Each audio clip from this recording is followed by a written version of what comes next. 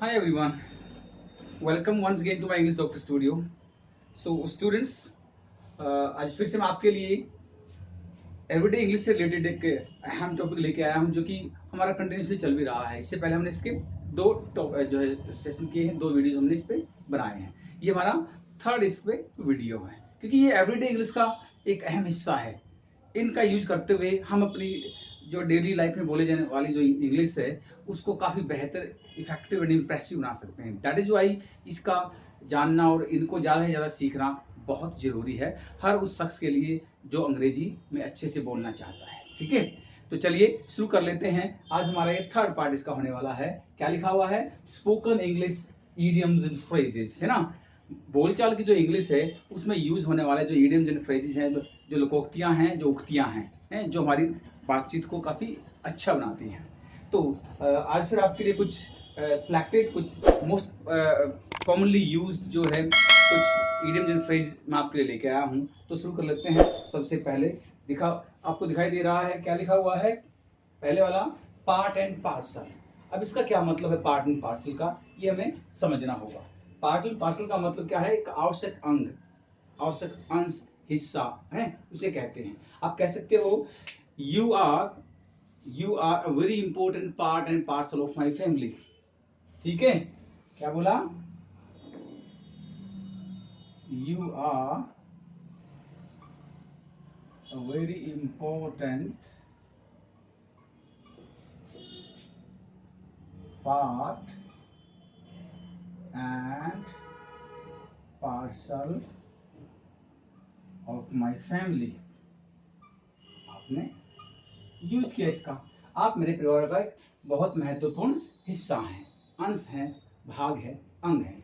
Second, speak and Spain. इसका मतलब क्या है? स्पीक एंड स्पेन का मतलब होता है कोई चीज ढंग से रखी हुई होना, तरतीबवार, क्रम में। ठीक है, चकाचक है, बड़ा बड़ा यार आपके कमरे में चीजें बड़ी चकाचक हैं, मतलब वो बड़े तरतीब से रखी है, अच्छे से रखी है, तो चकाचक है, बहुत बढ़िया जो हो हालात में है, बड़े अच्छे तरीके से वो व्यवस्थित हैं। ऐसी चीजों को कहा जाता है क्या? Spick and span. आप कह सकते हैं in my room everything is, क्या बोला? In my room everything is spick and span. In my room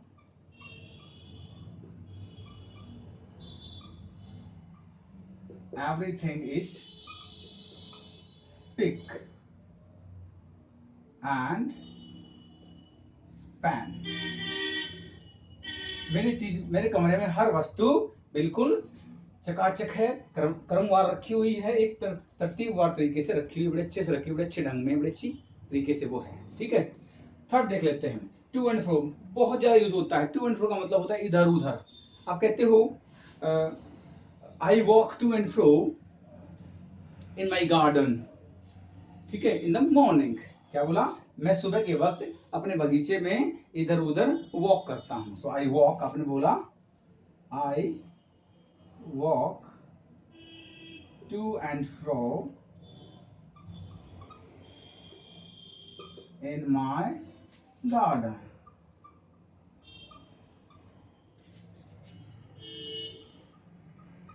चलिए, मैं हर रोज अपने गार्डन में, अपने बगीचे में इधर उधर टहलता हूं, घूमता हूं। ठीक है, टू एंड फ्रो का मतलब इधर उधर।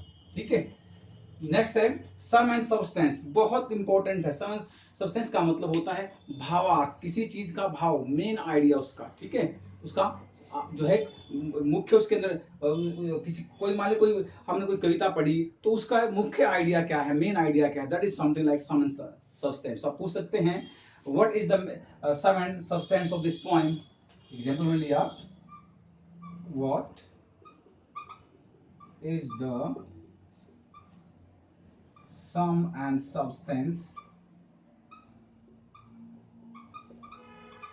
of this poem,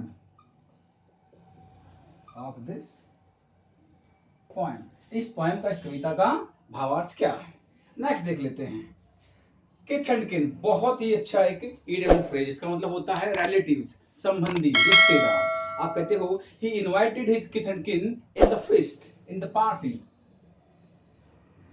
he invited his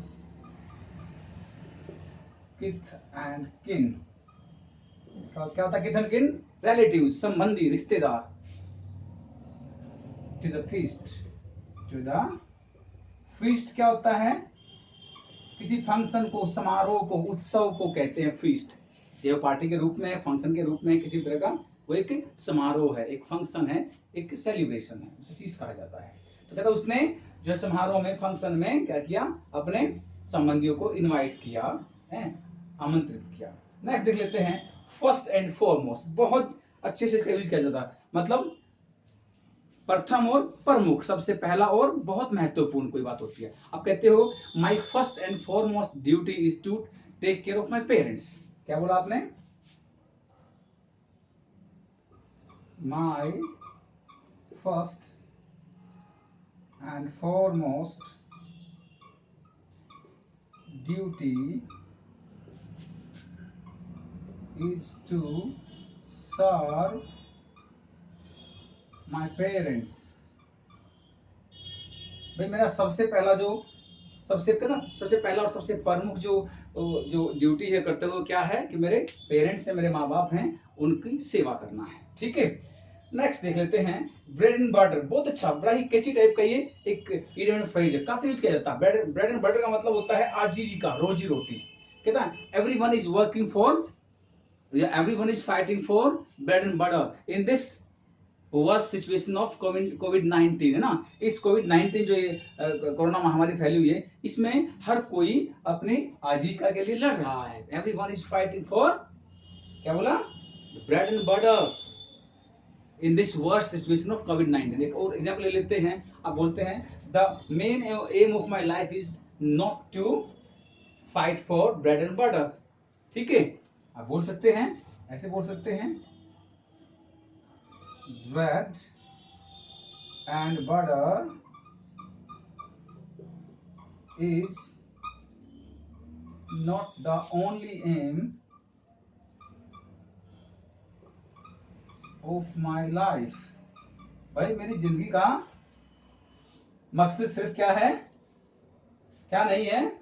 रोजी रोटी कमाना मेरी जिंदगी का मकसद नहीं है। सिर्फ मुझे जिंदगी में बहुत कुछ बड़ा करके दिखाना है, आप ये कह रहे हैं। ठीक है, नेक्स्ट देख लेते हैं, बैग एंड बैगेज। बहुत फेमस एक इडियम फ्रेज है, काफी यूज होता है इसका। बैग एंड बैगेज का मतलब होता है पूरे बोरिया बिस्तर बांधकर किसी चीज के को छोड़ निकलना। इस तरीके से आप कहते हैं, जैसे कहते हैं my friend left this city with bag and, है ना, baggage. He left the city with bag and baggage।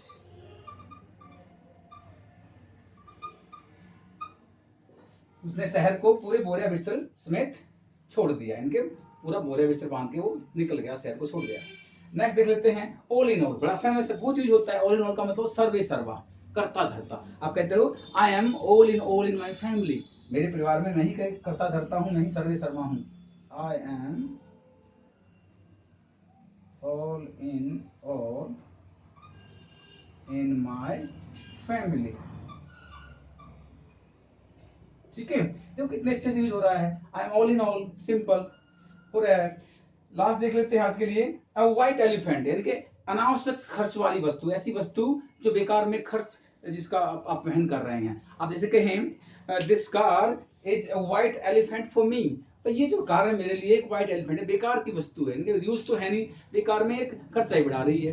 ठीक है, so this car is a white elephant for me। यह कार मेरे लिए अनावश्यक खर्च की वस्तु है, बेकार की, फिजूल की खर्च की वस्तु है। और स्टूडेंट्स देखिए, इस तरह के जो इडियम फ्रेजेस हैं वो आपके, देखिए क्या इस तरह की बातें हम डेली लाइफ में नहीं करते हैं अपनी हिंदी भाषा में, जो भी भाषा आपकी है, जो भी आपका लोकल टंग है। तो जब इंग्लिश बोलेंगे, आप अंग्रेजी बोलेंगे, तो आप अगर इनका यूज करेंगे तो बड़े अच्छे लगेंगे और बड़ी आसानी से आप बहुत बेहतर इंप्रेसिव इंग्लिश बोल पाएंगे। आई होप आपको इस सेशन से काफी लाभ होने वाला है। आप जो है लगातार मेरे साथ बने रहिए।